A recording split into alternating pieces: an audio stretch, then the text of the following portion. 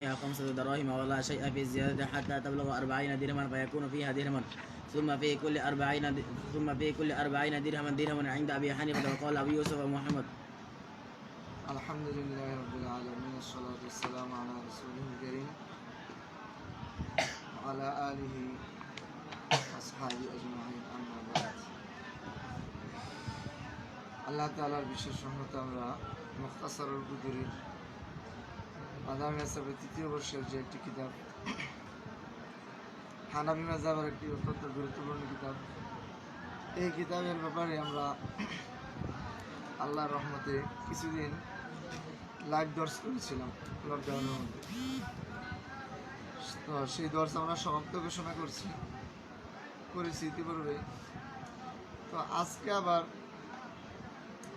বিশেষ প্রয়োজনে জাকাতের যে অধ্যায় চলছে, সেই জাকাতের অধ্যায়ের মধ্যে একটি বাব হচ্ছে বাবু জাকাতিল ফিদ্দা, বাবু জাকাতিল যাহাব, স্বর্ণ ও রূপার জাকাতের আলোচনা আসছে। তো পূর্বে আমরা এক দর্শের মধ্যে জাকাতের গুরুত্ব, প্রয়োজনীয়তা,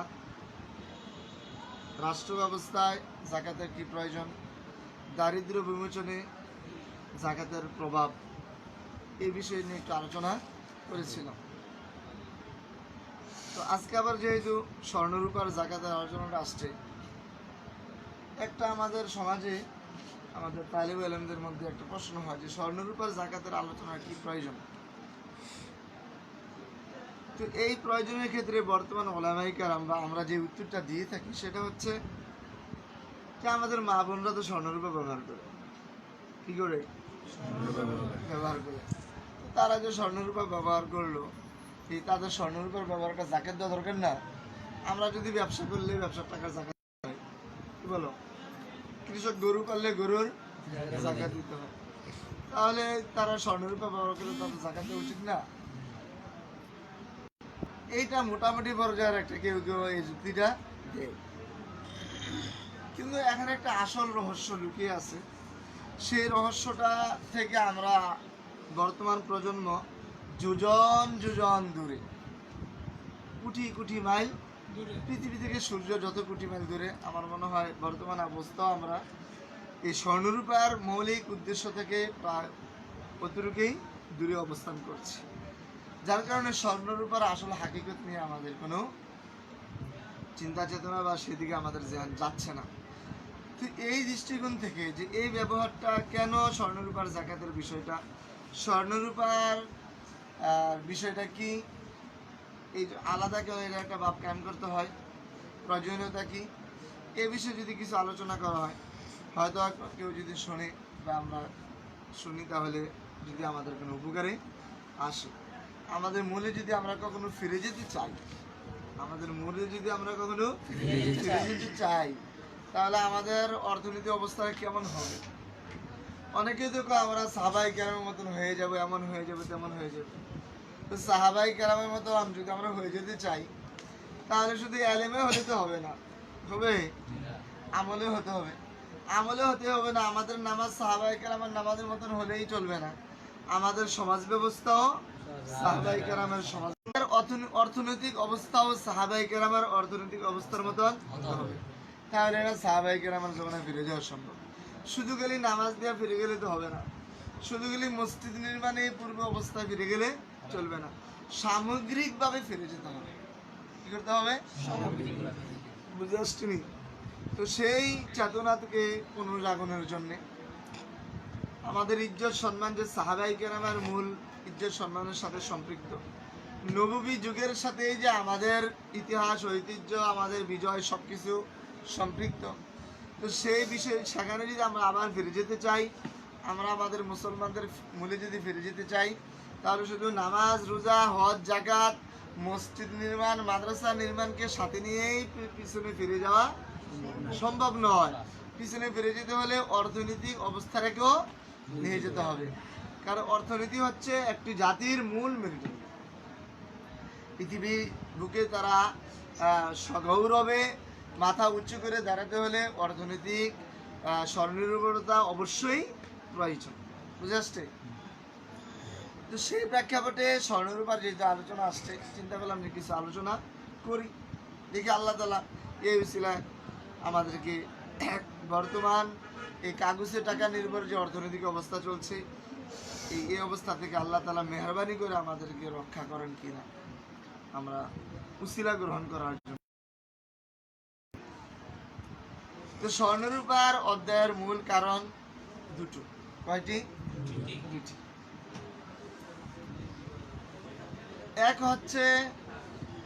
এক নম্বর কারণ হচ্ছে সাহাবায়ে কেরাম এবং তার পূর্ববর্তী অবস্থা থেকে এবং ইসলাম এসেও ইসলামের যে অর্থনৈতিক চালিকা শক্তি বা অর্থনৈতিক যে মুদ্রা, যেমন আজকে আমরা একটা কলম কিনি, টাকা দিয়ে কিনি। আমাদের দেশ থেকে যদি কেউ তাহলে সেই দেশে কোন লেনদেন কিসের মাধ্যমে হয়? স্বর্ণের মাধ্যমে আর টাকার মাধ্যমে। আমি আমেরিকায় যে কিছু কিনলে কি টাকা দিয়ে দিবে তারা? কি দিয়ে কিনবো? ডলার। আশ্চর্য, এটাও জানো না তোমরা? এই জন্য তো কই মাসে তাদেরকে মূর্খ বলা হয়। যদি আমি সৌদি আরবে গিয়ে কোনো কিছু সৌদি আরব বাদশার সাথে লেনদেন করতে চাই কিংবা সৌদি আরবে গিয়ে কোনো কিছু কাজ করতে চাই, তাহলে কি লাগবে? রিয়াল লাগবে। রিয়াল কিসের তৈরি? কাগজ। কিসের তৈরি? কাগজের। হয়তো বাংলাদেশের টাকার কাগজটা একটু নিম্ন, তাদের টাকার কাগজটা একটু উচ্চমানের, এতটুকু, কিন্তু ওইটা কিন্তু কিসের?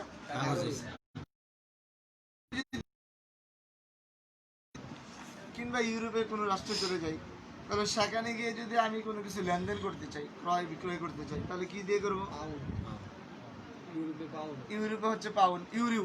হ্যাঁ, আর যদি জাপানে যাই তাহলে জাপানি কয়েন যেটা আছে। অর্থাৎ সারা দেশের নামে একটা অর্থ ব্যবস্থা, হ্যাঁ, সেটা হচ্ছে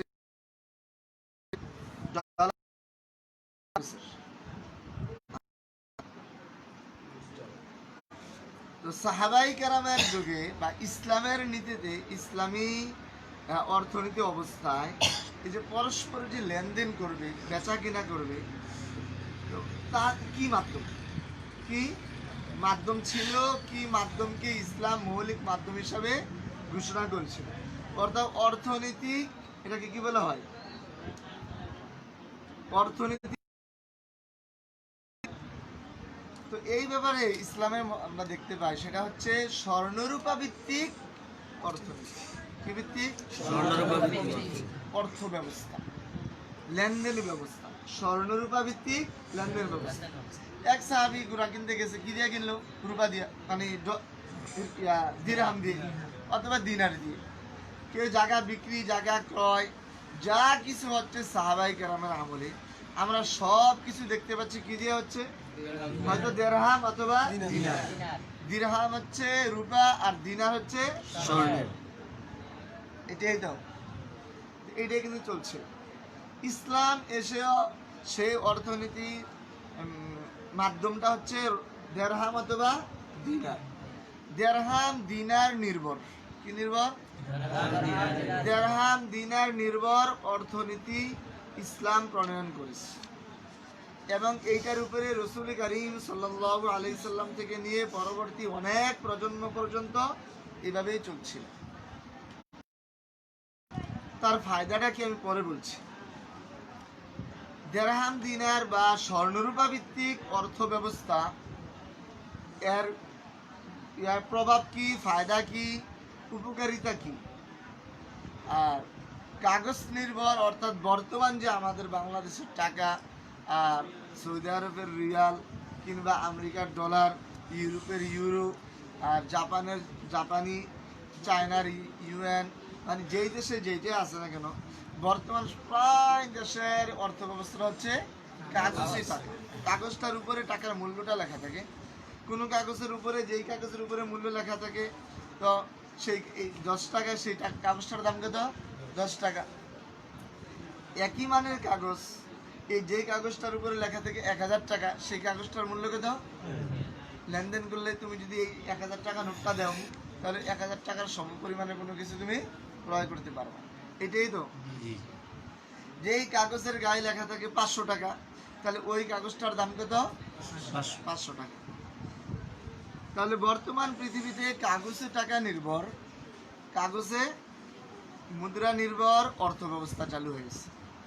কখন থেকে চালু হয়েছে, কেন চালু হয়েছে, আমরা এত বিস্তারিত আলোচনা না করে আমরা শুধু গেলি সংক্ষিপ্তভাবে চেষ্টা করব স্বর্ণরূপা কিংবা দেরহাম দিনার নির্ভর অর্থ ব্যবস্থার কল্যাণকামিতা আর কাগজে টাকা নির্ভর অর্থ ব্যবস্থার ক্ষতি বা তার উপকারিতা থাকলে কি উপকারিতা আছে, এর সুদূর প্রসারী প্রভাবটা কি, কাজের ফায়দা, এটা কি ফায়দা, এই বিষয়টা নিয়ে শুধু একটু আলোচনা করার চেষ্টা করব।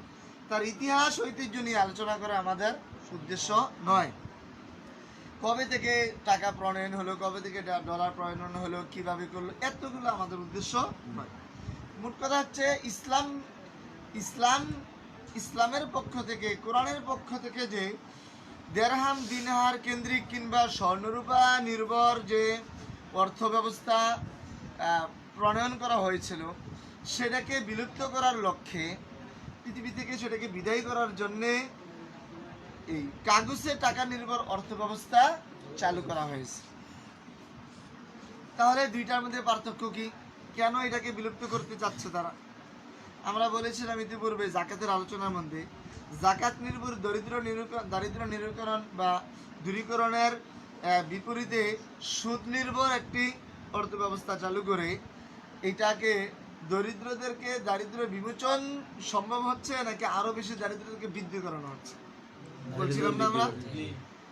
তো ঠিক এমনভাবেই তারা যারা এই কাজটা করেছে, ইসলামের মধ্যে যে দেরহাম দিনার নির্ভর যে অর্থ ব্যবস্থা ছিল সেটাকে বিলুপ্ত করার জন্য কাগজের টাকা নির্ভর অর্থ ব্যবস্থা করা হয়েছে। তো তার প্রভাবটা কি, ক্ষতিটা কি? ধরো এই মুহূর্তে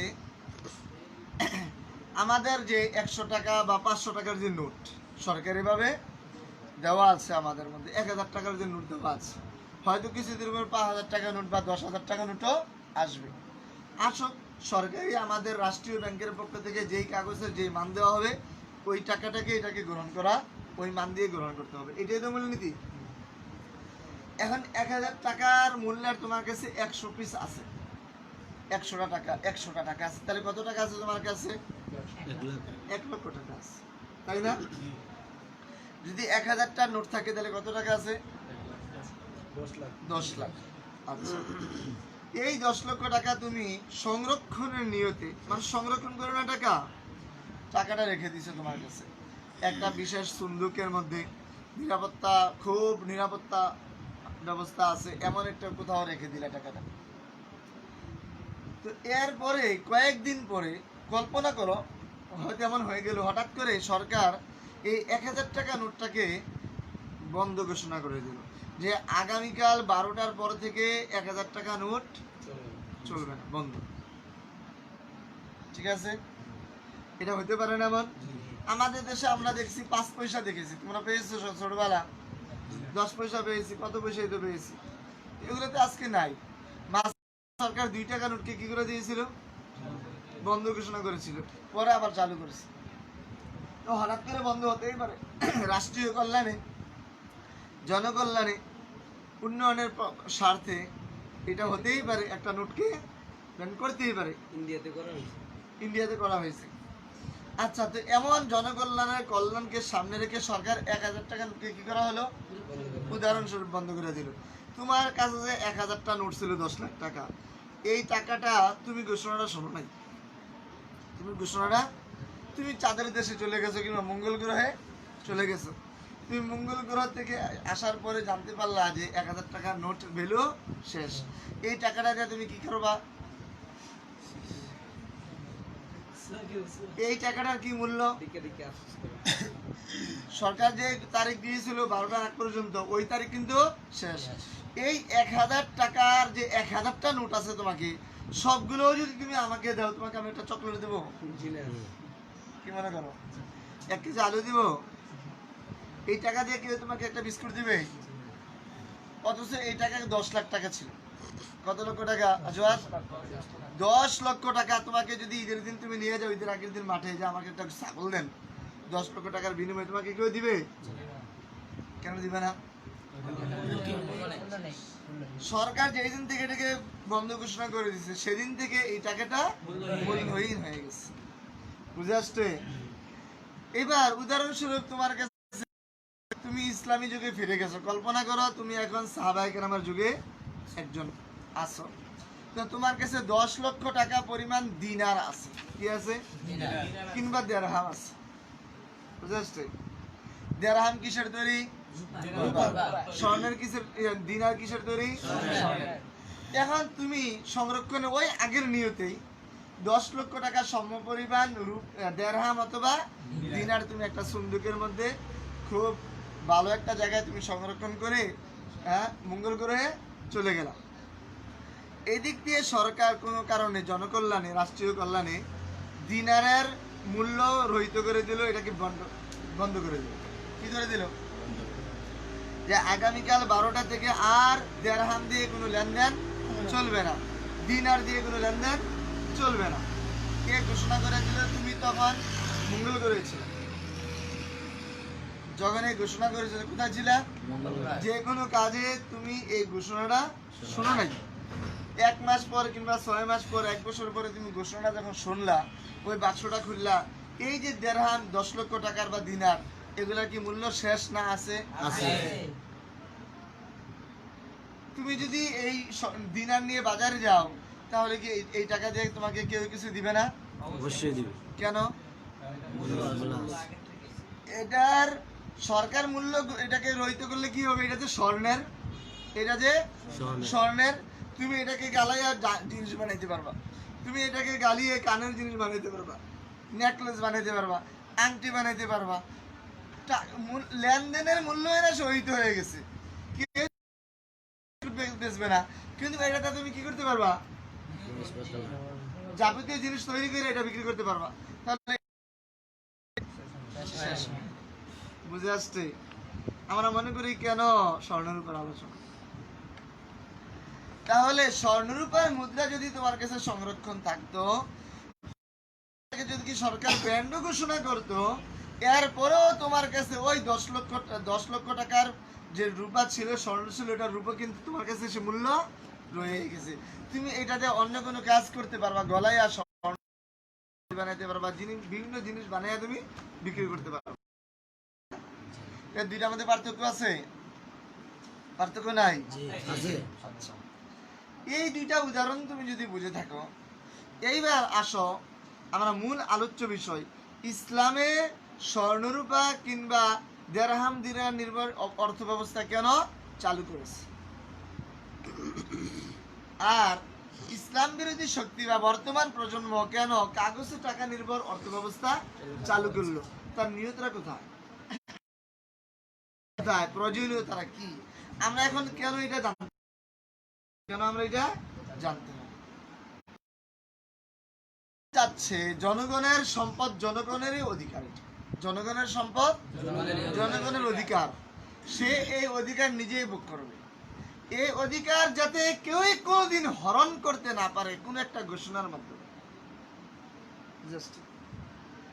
সে সরকার প্রধান হোক আর যে হোক না কেন, জাতীয় কিংবা আন্তর্জাতিক কোনো ঘোষণার মাধ্যমে যাতে তার কাছে যে রক্ষিত সম্পদ আছে, সেই রক্ষিত সম্পদের অধিকার যাতে পৃথিবীর কোনো শক্তি কেড়ে নিতে না পারে, এবং সে যাতে এই অর্থ ব্যবস্থাকে সংরক্ষণ করার মাধ্যমে কোনো ঘোষণার মাধ্যমে কখনোই ফকির না হয়ে যায়, এই উদ্দেশ্যের জন্য সরকার ইসলাম কুরআন সুন্নাহর মধ্যে স্বর্ণরূপা কিংবা দিনার দেরহাম বলো, দেরহাম দিনার নির্ভর অর্থ ব্যবস্থা, অর্থনীতি প্রণয়ন করেছে।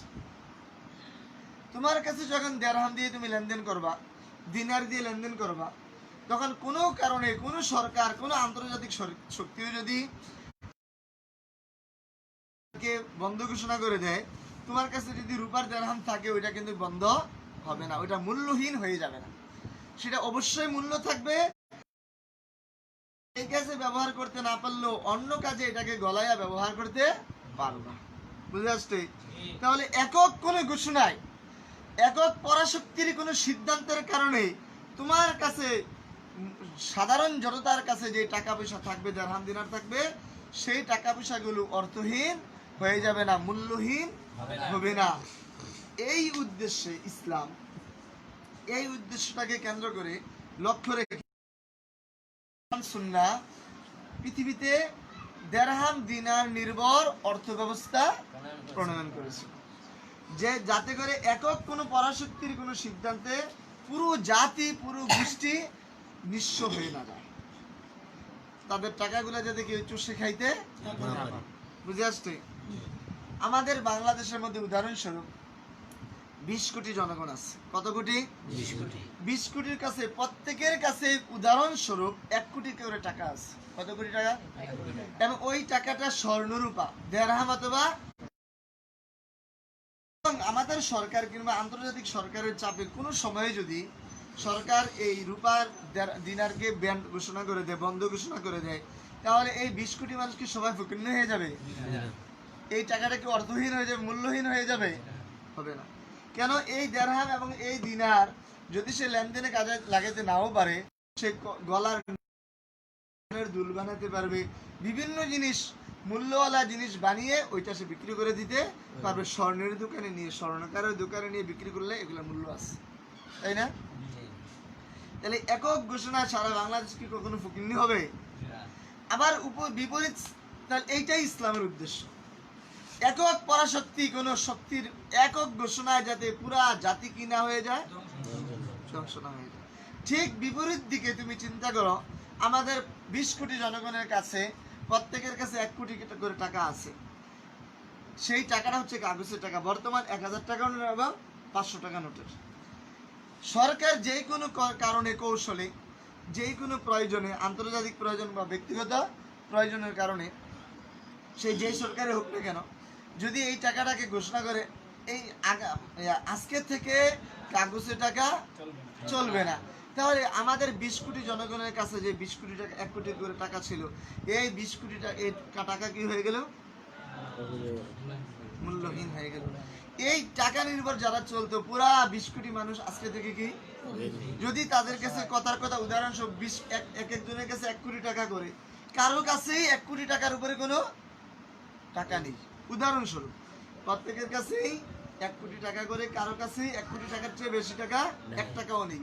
তাহলে এই 20 কোটি মানুষ সবাই কি হয়ে গেছে? এখন রাস্তার ফকিন্নি হয়ে গেছে, দরিদ্র হয়ে গেছে, নিঃস্ব হয়ে গেছে। তাদের এই টাকা দিয়া কেউ 1 কেজি চালও দিবে না। তাহলে সবাই এক ঘোষণায়, পুরা জাতি, পুরা গোষ্ঠী এক ঘোষণায় কি হয়ে গেল? রাস্তার ফকির হয়ে গেল। হলো কিনা? তাহলে যারা এই কাগজের টাকা নির্ভর অর্থনীতি চালু করেছে, ইসলামের উদ্দেশ্য ছিল একক ঘোষণায় যাতে কেউ নিঃস্ব না হয়। আর যারা কাগজের টাকা নির্ভর এই অর্থনীতি ব্যবস্থা চালু করে, তাদের উদ্দেশ্য হচ্ছে যে যে কোনো প্রয়োজনে তাদের একক ঘোষণা যাতে পুরা জাতি কি হয়ে যায়, ধ্বংস হয়ে যায়। বুঝে আসতে এবার? হ্যাঁ, তো এটা কি সম্ভব? সম্ভব। কিভাবে সম্ভব?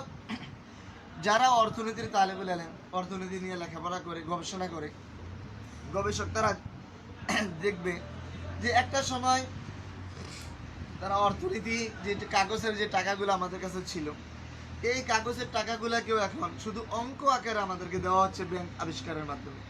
তোমার কাছে একটা লেখা হোক, তুমি 10 লক্ষ টাকা ব্যাংকে টাকা দিলা, টাকা জমা দিলা, তোমাকে 10 লক্ষ টাকার একটা চেক বা একটা কাগজে অ্যামাউন্ট অঙ্ক লেখা হলো।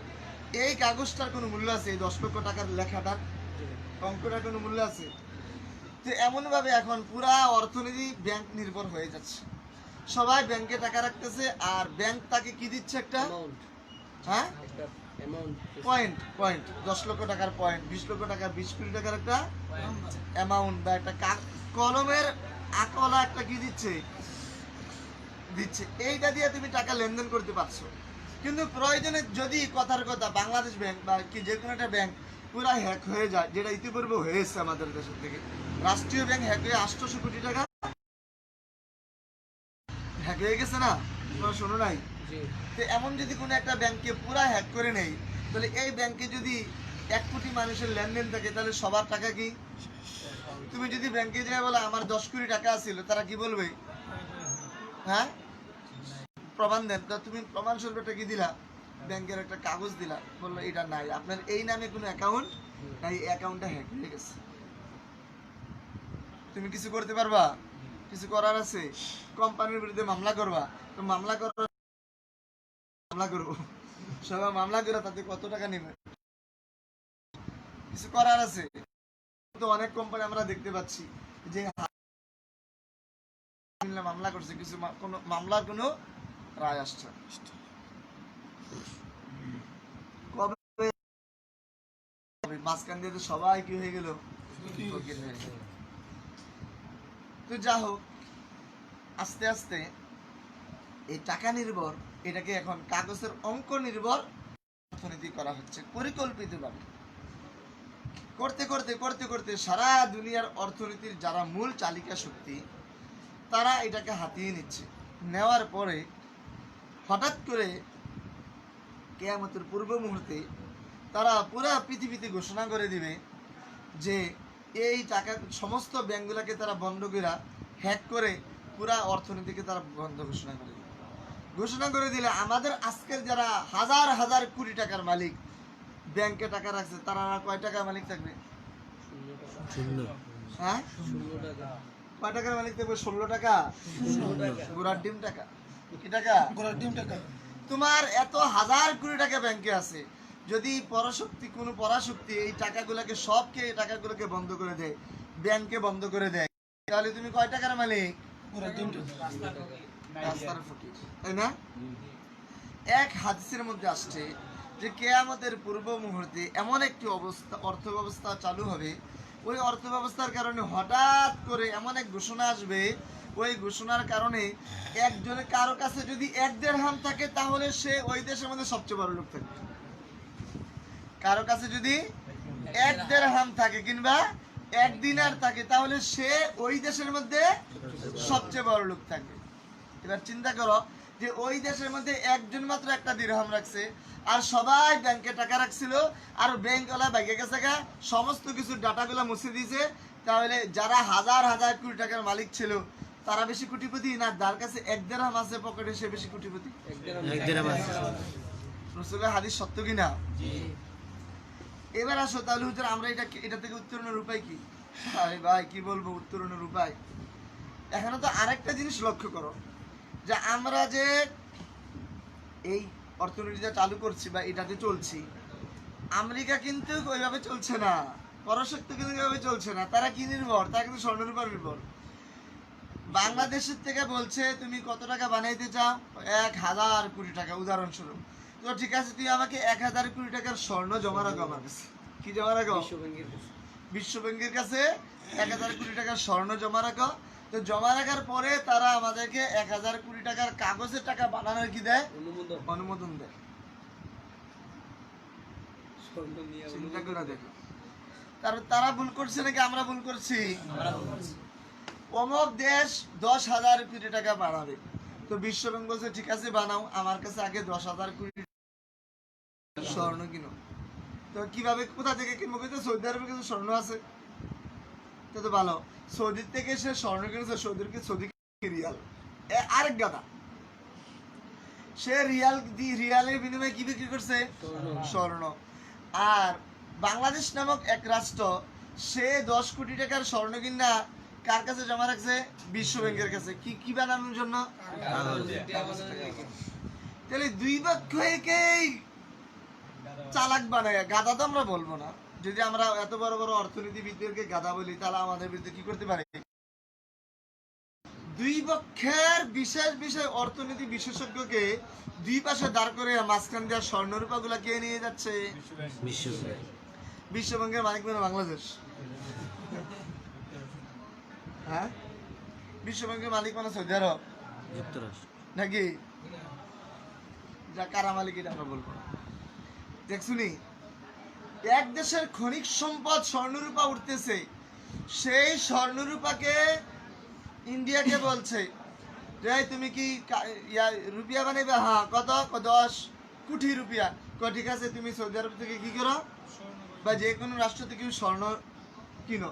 তো সে রুপিয়ার মাধ্যমে অথবা তাদের কাছে জাপানি হোক বা যে কোনো ইয়ার হোক, ওই রুপিয়াটা সে স্বর্ণটা বা রূপাটা স্বর্ণ কিনছে।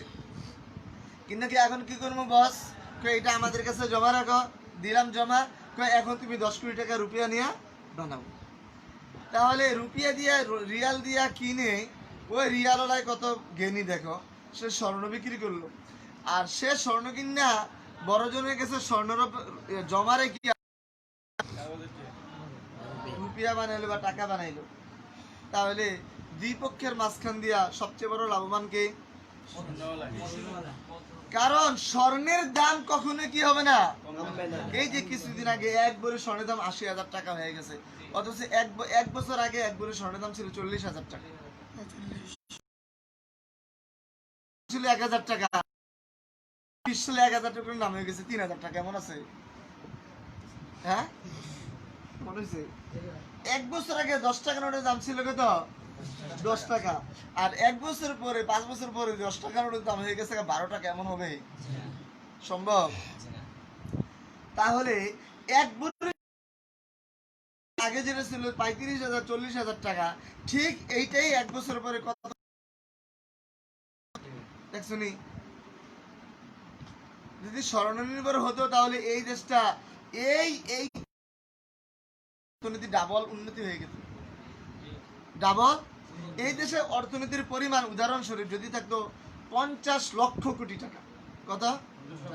আর ওই কোটি টাকার পরিমাণটা যদি স্বর্ণ দ্বারা থাকতো তাহলে এই 2 মাসে কত টাকা হয়ে যেত? তার ডাবল হয়ে যেত না? তাহলে সারা দুনিয়া যখন অর্থনীতিতে মরে তখন আমরা হয়ে যেতাম কি অর্থনীতিতে ডাবল উন্নতি হতাম কি না? বুঝে আসছেনি?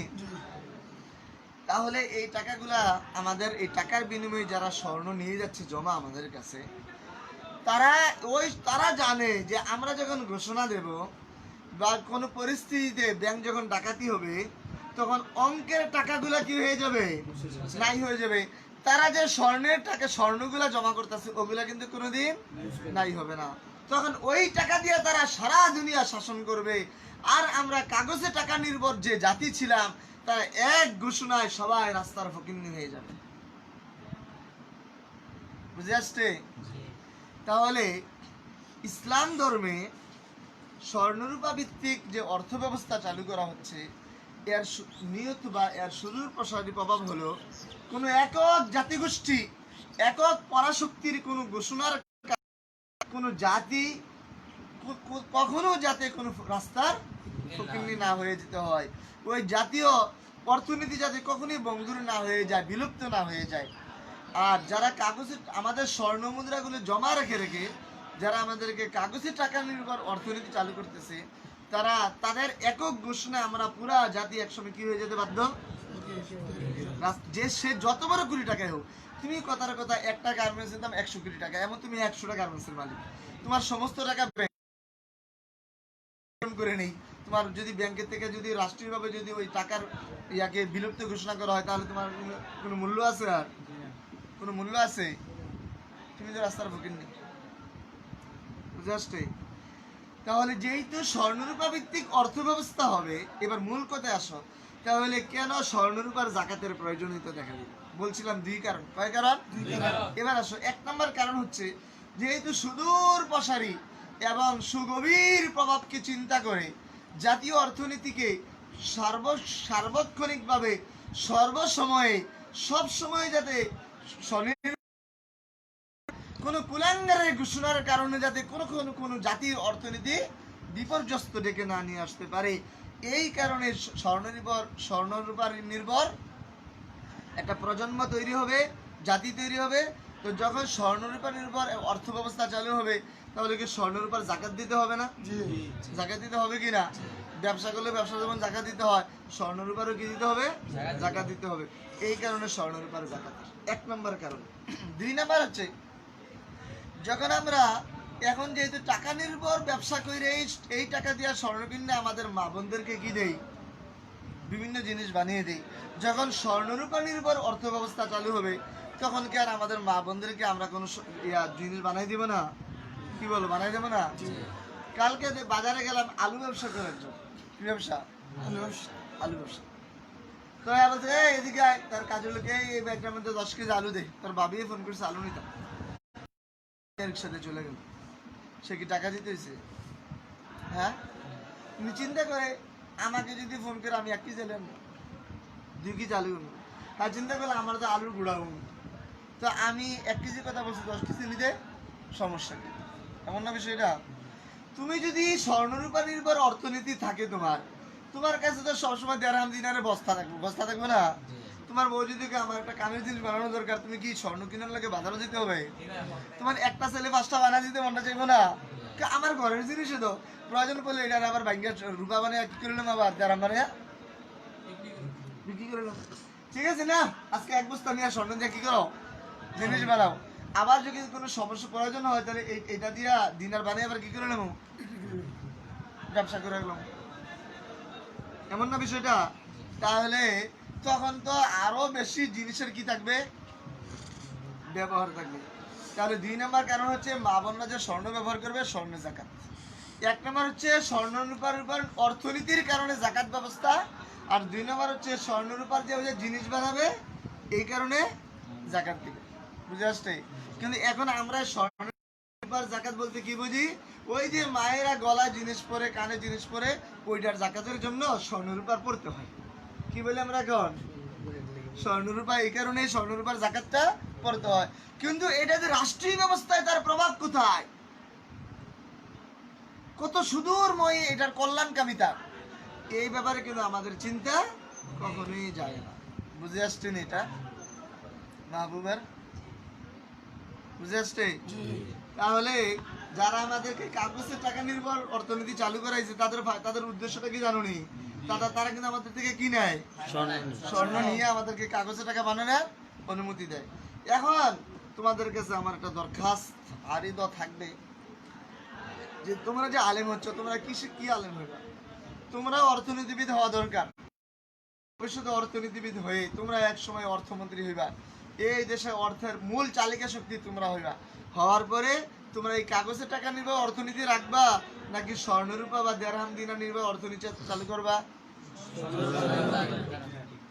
তোমাদেরকে নিয়ে আমরা সেই স্বপ্ন দেখি। হ্যাঁ, শুধু মা বোনদের গলার স্বর্ণের জাকাত, স্বর্ণের আর রূপার জাকাত দেওয়ার জন্য তোমরা বাবু জাকাতিল ফিদ্দতি বাবু জাকাতি জাহাবি পড়ো না। তোমরা পড়বা এই নিয়তে যে আমরা একদিন ইনশাআল্লাহ অর্থনীতি বিশেষজ্ঞ হব, অর্থের মূল চালিকা শক্তি আমাদের হাতে আসবে, আমরা অর্থনীতিতে এত উন্নয়ন, এত কল্যাণ সাধন করব যে এক সময় তখন আমাদের কথা অর্থনীতি ঘুরবে, তখন আমরা ইনশাআল্লাহ যদি আল্লাহ তৌফিক দেয় আবার সেই ইসলামের সোনালী যুগের মতন কোরআনের যে সুদূর গভীর চিন্তা করে যে অর্থনীতি স্বর্ণরূপা ভিত্তিক চালু করেছিল সেইটাকে আমরা আবার ফিরিয়ে আনবো, অথবা আমরা ফিরে যাব। শুধু আমরা নামাজ আর রোজা দিয়েই কি সাহাবায়ে কেরামের যুগে ফিরে যেতে সম্ভব? অর্থনীতিকে ফিরিয়ে নিতে হবে না? তাহলে প্রথম কথা আবার ফিরে আসলো কিনা? হ্যাঁ, আল্লাহ তাআলা আমাদেরকে বুঝার তৌফিক দান করুন। স্বর্ণরূপা ভিত্তিক অর্থ ব্যবস্থার কল্যাণকামিতা আর কাগজে টাকা ভিত্তিক অর্থনীতির অকল্যাণকামিতা, ক্ষতি, এটা আমরা উপলব্ধি করার এবং বুঝার তৌফিক দান করুন। পুরা আমাদের ছাত্র সমাজ, যারা কওমি মাদ্রাসার ছাত্র সমাজ, তালিবুল আলেম, তাদেরকেও আল্লাহ তাআলা এই বিষয়টা বুঝার তৌফিক দান করুন। সুবহানাল্লাহি ওয়া বিহামদিহি, সুবহানাল্লাহিল আযীম।